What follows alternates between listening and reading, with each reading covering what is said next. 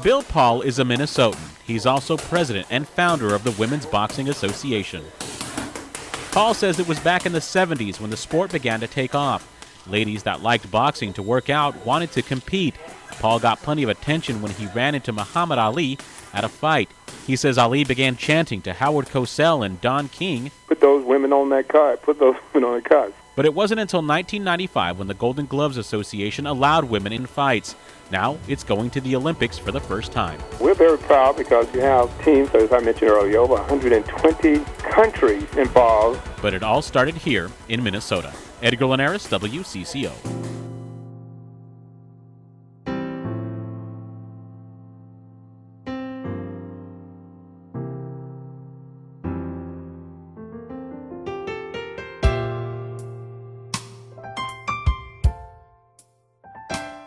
Yes, women boxing is a sport that was accidentally just popped up. I was asked to give the history.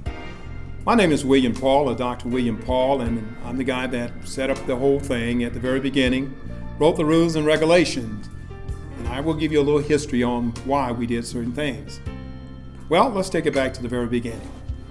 Back in 1975, once at the University of Minnesota, Duluth, I was teaching some classes, and with that, a young lady named Patricia Wagner approached me and asked why I'm not training women in boxing.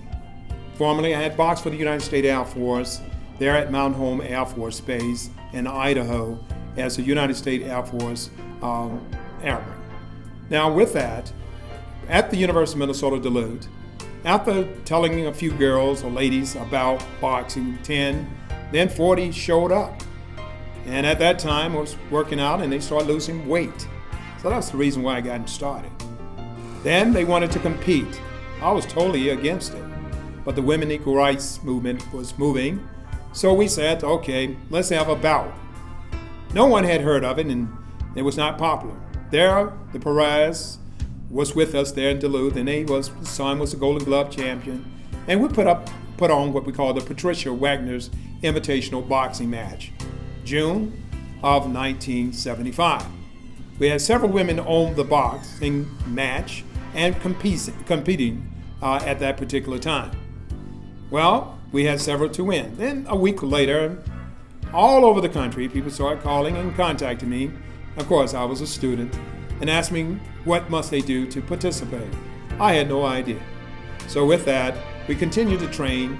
And then I moved over to the University of Minnesota, Minneapolis in 1976 and 77 and 78. Start training. Carleen McCann and many others was working out at that time. Well, we went forward and I met a young lady called Sue Carson. Yes, Sue was a wonderful young lady, and she decided that she would participate after we had a talk a few times there in Dickeytown, there on the university campus. So we started working out, and I noticed a lot of good things about her, and we had other boxers. Well, she wanted to take it all the way. She wanted to participate. Well, we attempted to be on the card by getting Judy Clammer. Judy Clammer, Governor Perpich, appointed her. I got some Republicans and Democrats, and they voted to put on the boxing commission, the first woman to ever be on the boxing commission. Well, we did that in order that they can participate on professional boxing card, because amateur boxing was prohibited. They said no female would be on a boxing card. Harry Davis was the director and also working with the Olympic Committee, said it would never happen. But he said we would try to get you with the AAU, so he worked with us. So with that in mind, we went forward. We went there and started protesting there at the fight in Minnesota. And with that, at that time, Don King, Howard Cosell, and Muhammad Ali was there. We wanted the women on the card, and they said no.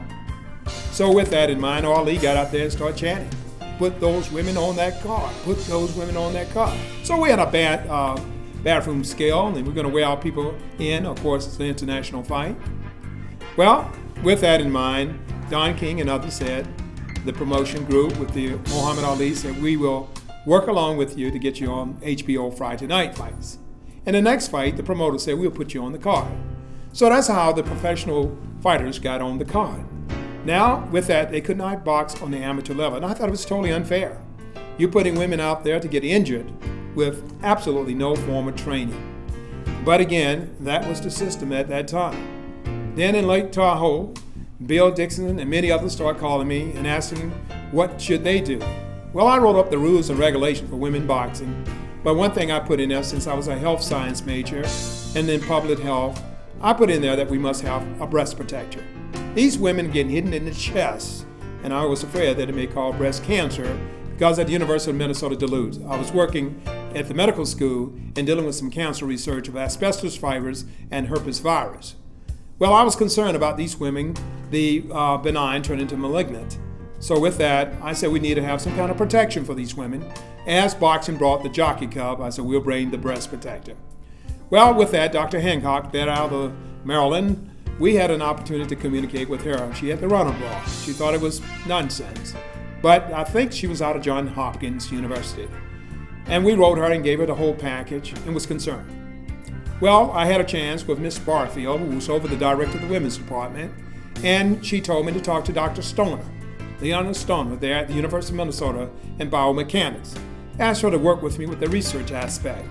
So we conducted an international research, and Dr. Arthur Leon, I believe he's still at the University of Minnesota. We asked him to be on the committee, and Dr. Nigerian, many well-known physicians to be on our committee. Well, at that particular time, we went forward, and we did an international search and found out there was absolutely nothing in the world that anyone was teaching at medical school or any place about breast trauma, the injury to the breast causing cancer. So, the University of Minnesota and Ohio State, I was told, received over $2 million to conduct the study. A tremendous amount of research was done and found conclusively that the blows to the breast actually cause breast cancer. I did a little research while in the governor's office of planning and budget when I moved back to Georgia, and I went to Baptist Hospital in a few cases that women who had fell out of the bed and bumped herself up against the cabinet next to it, and it turned into a cancerous growth. So I knew that trauma was related to it. So with that, we went forward, and the conduction of the survey was taking place at the University of Minnesota, and conclusively that was that of the injuries that would cause breast cancer as well. Now, with that in mind, we wanted to make sure we put that in the rules and regulations. I wrote up all the rules and regulations. I made it mandatory that all women must have a breast examination beforehand. We're talking about head trauma and concussion. We need to be concerned about breast cancer. 20% of all the cases of breast cancer is with males as well as females, such as Richard Roundtree. Yes, we need to be concerned about that in sports. In the military, with women falling on their breasts and using the weapons and so forth. So we conducted a survey. And currently we have one, and at the end of this video, you will see the survey that I have out there that we're trying to depict from boxing to tennis to basketball. We want a survey, and we would like to see it in every doctor's office where we can find out whether or not and how can we deal with intervention. So we need to deal with intervention and some protection, and especially I came up with a breast protector that I feel would suffice. Now back to the boxing aspect of it. Well, since it could not be done, we went forward and received a certificate, which you will see in a few minutes. That states that we had the first AAU boxing tournament with women on it. Now, in November 1979, we went forward and went to the AAU National Convention. And at that time, we was adopted. Of course, it's a tough fight, giving all the material, rules and regulations, which we circulated throughout the United States. And the United States Amateur Athletic Units, in other words, they adopted women boxing. This is the part of the story that most people do not know.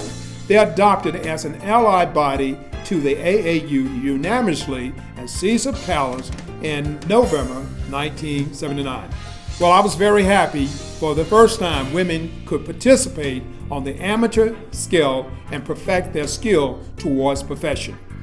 When I used to notice the professional fight, it just made me sick because these women were getting hurt and no one cared about them. So that's why we have the amateur sport. Of course, it took many years later, up to 1998 and all the way up to 2012, for women boxing to accept it into the Olympics, and it was in London, England in 2012. We're proud that we won a gold medal. And just because of that beginning with Patricia Watner, trying to let folks know that women have that same right as men to participate in the sport called boxing. Again, you can read more and see more by contacting our organization, and we want to make sure that you have an opportunity to know the true story about women boxing. We thank you for listening to what I have to say and also sharing with you the history of women amateur boxing. We're looking forward to the second debut, which is that of this summer in August in Brazil. If you like more information, please look on the internet and just put my name in there, Bill Paul Women Boxing, and you will see different linkage, or look at WBAN, Women Boxing Archives Network, and put in the search engine Bill Paul and learn more about the history of women boxing. Again, I thank you for your attention, and God bless you.